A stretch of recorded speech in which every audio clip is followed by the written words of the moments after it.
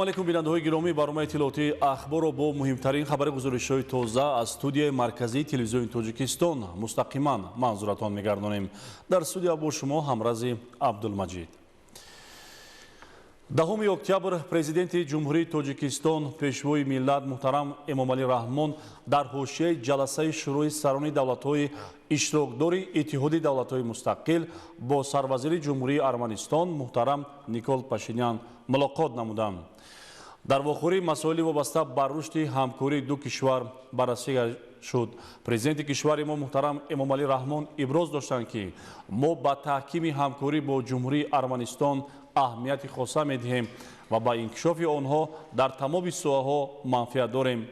تاکید گردید که زمینه حقوقی مناسبت‌های ساحه‌های مهم را در بر می‌گیرد و آن امکانیت می‌دهد که از اقتدار کشورها در بخش‌های برای هر دو جانب سودمند استفاده شود. با رشد همکاری در ساحه تجارت، سرمایه‌گذاری، انرژتیکا، نیروی سبز، صنعت از جمله کارپوراسیای صنعتی توجه زیاد ظاهر گردید. جانو کردن فعالیت کمیسیای بین حکومتی اوید با همکاری تجارتی و اقتصادی ضرور شمرده شد. افزایش حجم گردش مال، زیاد کردن سودای بین همدیگری با استفاده از امکان و اقتدارهای موجوده و تشکیل و برگزاری فورم‌های تجارتی از موضوعهای دیگری صحبت بود. با رشد مکالمه بین پارلمانی توجه خاص زیاد گردید. اوید با رشد همکاری در بخش‌های فرهنگ، معارف، سیاست جوانان و سیاحی نیز تبادل افکار صورت گرفت. همچنین اطراف مسائل همکاری در چارچوب سازمان‌های بین‌المللی و منطقوی بخصوص سازمان ملل متحد و جانبداری تشبس‌های گلوبالی یکدیگر گفتگوی سودمند دایر گردید. 10 اکتبر پرزیدنت جمهوری تاجیکستان پیشوای ملت محترم امامعلی رحمان در دایره جلسه شروع سران کشورهای اشتراکدار اتحاد دولت‌های مستقل با پرزیدنت جمهوری آذربایجان محترم ایلهام علیف ملاقات نمودند. پرزیدنت کشور محترم امامعلی رحمان در آغاز صحبت ابراز داشتند که مکالمه منتظم ما بر رشد همکاری کشورهایمان تکان تازه می‌بخشد. فعالتر شدن رابطه‌های بین پارلمانی و فعالیت گروه‌های دوستی تاکید کرده شد. با تحکیم منبع همکاری در ساحه‌های تجارت و اقتصاد، توسعه سرمایه‌گذاری و افزایش حجم گردش مال توجه زیاد ظاهر گردید. همکاری ساختارهای مربوطه برای راه‌اندازی فعالیت مشترک در منطقه‌های آزاد اقتصادی دو کشور و استحصال مال‌های صادراتی از جمله در بخش‌های کارکرد محصولات کشاورزی ضرور شمرده شد. گسترش همکاری در سمت‌های آینده‌دار صنعت، بنیاد پارک‌های تکنولوژی و تطبیق لایحه و برنامه‌های اقتصادی از موضوعهای دیگری صحبت بود. در ساحه نقلیات پروازهای منتظم میان پایتخت‌های دو کشور و استفاده امکانات ترانزیتی برای انتقال بار مهم ارزیابی گردید. در بخش‌های فرهنگی و گومانیتاری درباره برگزاری روزهای فرهنگ و افزون نمودن شماره بورسیه‌های تعلیمی برای جوانان تاجیکستان تبادل اندیشه صورت گرفت. همچنین از سطح همکاری در چارچوب سازمان‌های بین‌المللی و منطقوی اظهار قناعت کرده شد. 10 اکتبر پرزیدنت جمهوری تاجیکستان پیشوای ملت محترم امامعلی رحمان در دایره جلسه شروع سران دولت‌های اشتراکدار اتحاد دولت‌های مستقل با پرزیدنت جمهوری بلاروس الکساندر لوکاشنکو ملاقات نمودند. سرور دولت ما محترم امامعلی رحمان تاکید داشتند که همکاری با شریکی استراتژی ما جمهوری بلاروس از سمت‌های افضلیت‌دار سیاست خارجی ماست و ما با آن منفعت داریم که مناسبت‌های بین کشورهایمان با مضمون نو غنی گردند. ضرورت رشد همکاری بین پارلمانی هم تاکید کرده شد. با مسائل رشد و گسترش رابطه‌ها در بخش‌های تجارت و اقتصاد، کشاورزی و صنعت توجه زیاد ظاهر گردید. سران دولت‌ها برای بیشتر فعال گردانیدن کار کمیسیای بین حکومتی اوید با همکاری تجارتی و اقتصادی شورای صاحبکاران تاجیکستان و بلاروس همچنین گروه کاری مشترک اوید با رشد همکاری سرمایه‌گذاری اظهار علاقه‌مندی نمودند. در بخش کشاورزی با مسئله افزایش حجم صادرات میوه و سبزیجات و پخته با بلاروس و تأسیس کارخانه‌های مشترک کارکرد محصولات کشاورزی таваҷҷӯҳ зоҳир карда шуд. рушди ҳамкории фарҳангиву гуманитарӣ ва маориф ҳам аз мавзӯъҳои муҳими суҳбат буд. барои густариши робитаҳо дар бахши тандурустӣ, ташкили корхонаҳои истеҳсоли доруворӣ ва тайёр кардани кадрҳои соҳа табодули афкор сурат гирифт. дар доираи ҳамкорӣ дар чаҳорчӯби созмонҳои байналмилаливу минтақавӣ ҷонибдории ташаббусҳои ҳамдигар дар арсаи ҷаҳон таъкид гардид. 10 октябр дар қасри миллат таҳти раёсати президенти ҷумҳурии Тоҷикистон пешвои миллат муҳтарам Эмомалӣ Раҳмон ҷаласаи шӯрои сарони давлатҳои иштирокдори Иттиҳоди давлатҳои мустақил баргузор гардид. дар суханрониҳо таваҷҷӯҳи асосӣ ба такмили фаъолияти созмон, тавсеяи ҳамкории тиҷоративу иқтисодӣ, нақлиётиву логистикӣ, ҳамгироии рақамӣ, ҳамчунин таъмини суботи энергетикӣ ва пешбурди фаъолонаи ҳамкории башардӯстона равона гардид. 10 октябр дар қасри миллат таҳти раёсати президенти ҷумҳурии Тоҷикистон пешвои миллат муҳтарам Эмомалӣ Раҳмон ҷаласаи шӯрои сарони давлатҳои иштирокдори Иттиҳоди давлатҳои мустақил баргузор гардид. дар маҳалли баргузории ҷаласа меҳмонони олиқадрро роҳбари давлати мо муҳтарам Эмомалӣ Раҳмон як самимона пазироӣ намуданд. барои иштирок дар ҳамоиши сарони кишварҳои иштирокдори Иттиҳоди давлатҳои мустақил президенти ҷумҳурии Озарбойҷон Илҳом Алиев, сарвазири ҷумҳурии Арманистон Никол Пашинян, президенти ҷумҳурии Беларус Александр Лукашенко, президенти ҷумҳурии Қазоқистон Қосимҷомарт Токаев, президенти ҷумҳурии Қирғизистон Садир Жапаров, президенти Федератсияи Русия Владимир Путин, президенти Туркманистон Сердар Бердимухамедов, президенти ҷумҳурии Узбекистон Шавкат Мирзиёев ва дабири кулли Иттиҳоди давлатҳои мустақил Сергей Лебедев ба қасри миллат ташриф оварданд. пас аз ба ҳам омадани иштирокдорони ҷаласа нахуст маросими аксбардории якҷояи сарони давлатҳо баргузор шуд. сипас ҷаласаи шӯрои сарони давлатҳои иштирокдори Иттиҳоди давлатҳои мустақил таҳти раёсати президенти ҷумҳурии Тоҷикистон пешвои миллат муҳтарам Эмомалӣ Раҳмон ба кори худ оғоз кард. сарвари давлати мо муҳтарам Эмомалӣ Раҳмон роҳбарони кишварҳо ва аъзои ҳайатҳои расмиро ки ба Тоҷикистон ташриф оварданд самимона хайрамақдам гуфтанд. муҳтарам Эмомалӣ Раҳмон таъкид доштанд ки Тоҷикистон дар соли раёсати худ дар иттиҳод дар ҳамкории зич бо кишварҳои иштирокдор ва кумитаи иҷроия фаъолияти форогиро баҳри татбиқи самараноки ҳадафҳои пешбинишуда идома дод. сарвари давлати мо муҳтарам Эмомалӣ Раҳмон изҳор намуданд ки фаъолияти Тоҷикистон ҳамчун кишвари раисикунандаи иттиҳод ба ноил гардидан ба натиҷаҳои амалӣ дар рушди ҳамкорӣ дар доираи созмон нигаронда шуда буд. дар идомаи ҷаласа ва суханронии худ президенти кишвари мо муҳтарам Эмомалӣ Раҳмон иброз доштанд ки таваҷҷӯҳи асосӣ ба такмили фаъолияти созмон, тавсеяи ҳамкории тиҷоративу иқтисодӣ, нақлиётиву логистикӣ, ҳамгироии рақамӣ, ҳамчунин таъмини суботи энергетикӣ ва пешбурди фаъолонаи ҳамкории башардӯстона равона гардид. ҳамзамон ба таҳкими ҳамкорӣ дар соҳаи амният ва муқовимат ба хатару таҳдидҳои муосир аҳамияти хоса дода шуд. дар ин робита дар ҷаласа масоили мубрами ҳамкории муштарак дар соҳаи амният аз ҷумла мубориза бо терроризму экстремизм, таҳкими ҳамкории сарҳадиву низомӣ баррасӣ гардид. гуфта шуд ки изҳороти бахшида ба 80-солагии таъсиси Созмони Милали Муттаҳид иродаи умумии кишварҳои иттиҳодро барои таҳкими сулҳу амнияти байналмилалӣ инъикос менамоянд. президенти ҷумҳурии Тоҷикистон муҳтарам Эмомалӣ Раҳмон ҳамчунин аҳамияти қабули қарорҳо оид ба ташаббуси Иттиҳоди давлатҳои мустақил плюс ва додани мақоми нозир ба созмони ҳамкории Шанхай дар назди Иттиҳоди давлатҳои мустақилро таъкид карда, ин иқдомро ҳамчун қадами муҳим дар густариши робитаҳои байналмилалии созмон арзёбӣ намуданд.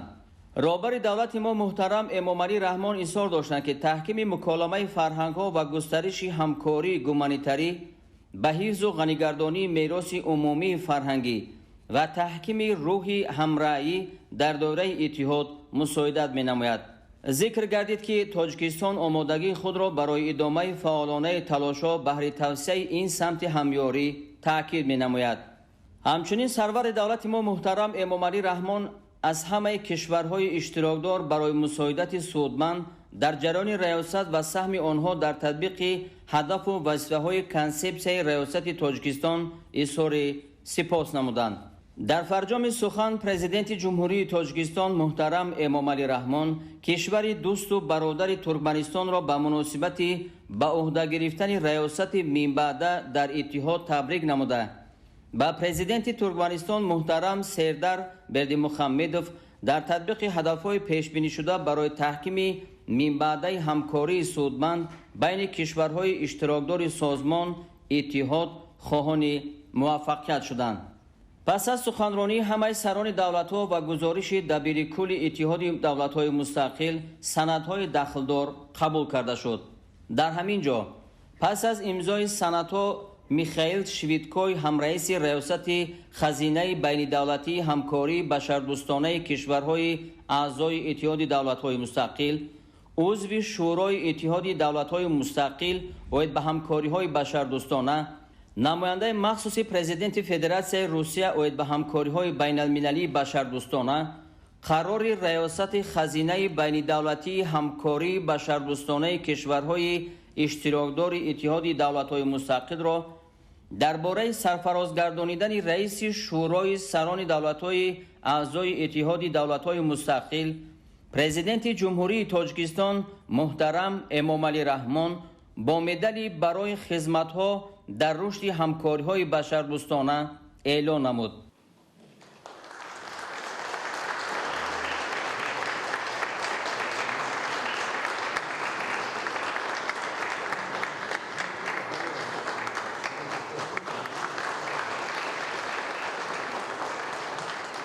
پس از مراسم سپاریدن جایزه سرور دولت ما در سخنرانی جنبستی به خزینه بین دولتی همکاری بشردوستانه کشورهای عضو اتحاد دولت‌های مستقل برای بهای بلند به دستاوردهای او اظهار سپاس نموده تاکید داشتند که این جایزه را اعتراف بلندی سهم تمام مردم تاجیکستان در رشد رابطه‌های فرهنگی و گومانیتری در دایره اتحاد دولت‌های مستقل می‌دانند. سپس پیشوای ملت به اشتراکداران همایش برای کار پرمحصول عرض سپاس نموده نشست را پوشیده اعلان کردند.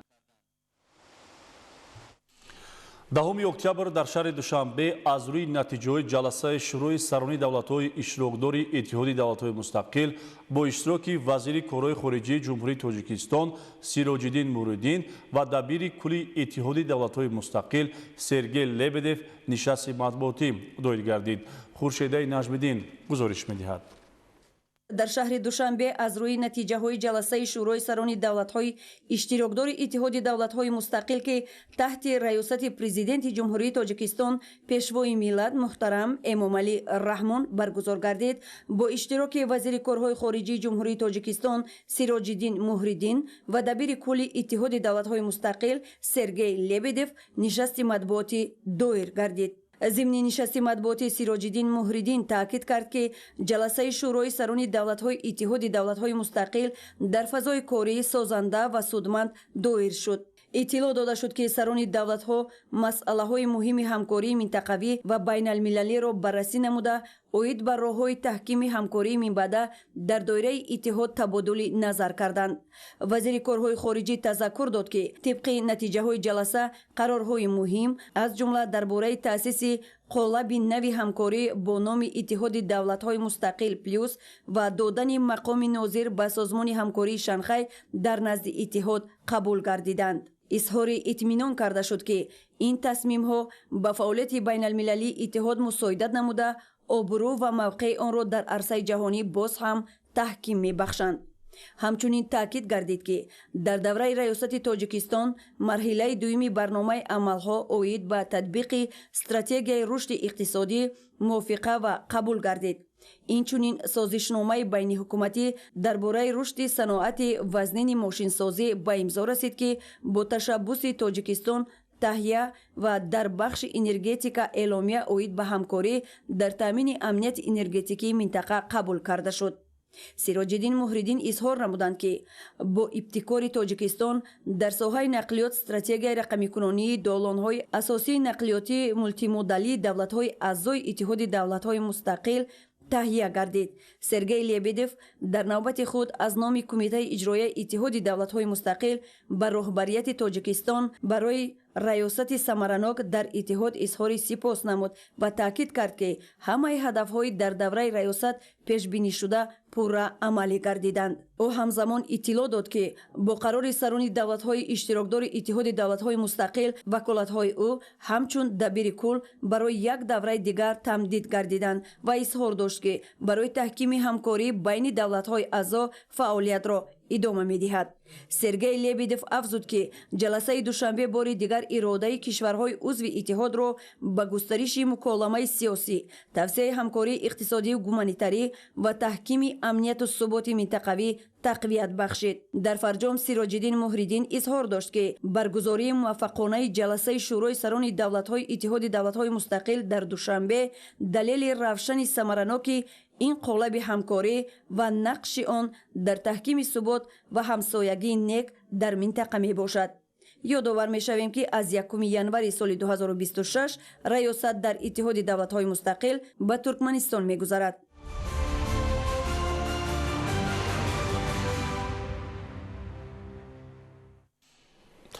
барномаи ахборро идома медиҳем.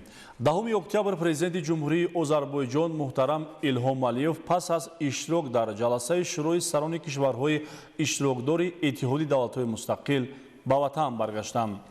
дар фурудгоҳи байналмилалии Душанбе меҳмони олиқадрро сарвазири кишвар Қоҳир Расулзода ва дигар шахсони расмӣ гусел намуданд.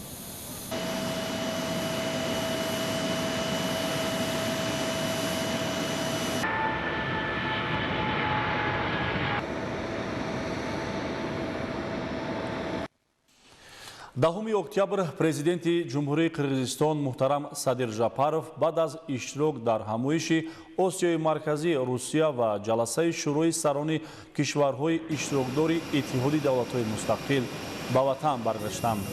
дар фурудгоҳи байналмилалии Душанбе меҳмони олиқадрро сарвазири кишвар Қоҳир Расулзода ва дигар шахсони расмӣ гусел намуданд.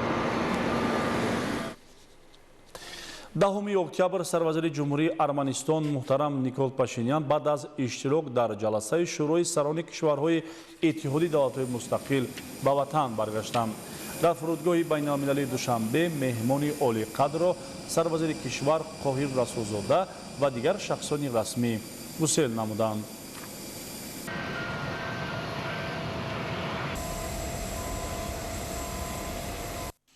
Дahumi октябр президенти Туркманистон муҳтарам Сердар Бердимуҳамедов пас аз иштирок дар ҳамоиши Осиёи Марказӣ, Русия ва ҷаласаи шӯрои сарони кишварҳои иштирокдори иттиҳоди давлатҳои мустақил ба ватан баргаштанд. дар фурудгоҳи байналмилалии Душанбе меҳмони олиқадрро сарвазири кишвар Қоҳир Расулзода ва дигар шахсони расмӣ гусел намуданд.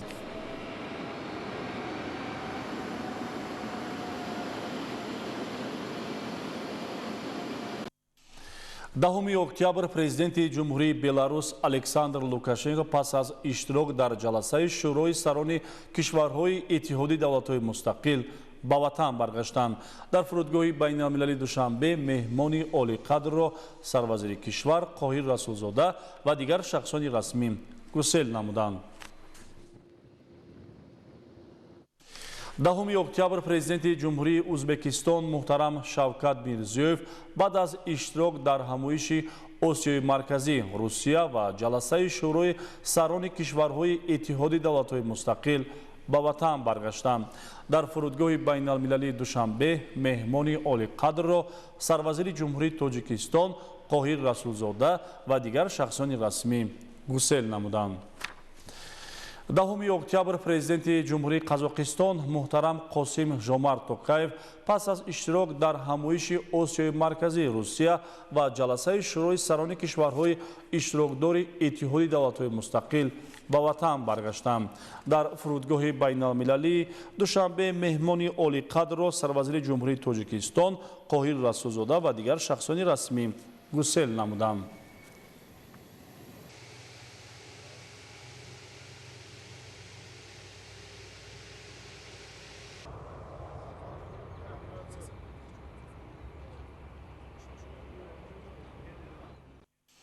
бинандагони гиромӣ, ин буд барномаи иттилоъоти ахбор. бароятон беҳтарин хушиҳои зиндагиро таманно дорем ва бо барномаҳои телевизиони Тоҷикистон бимонед.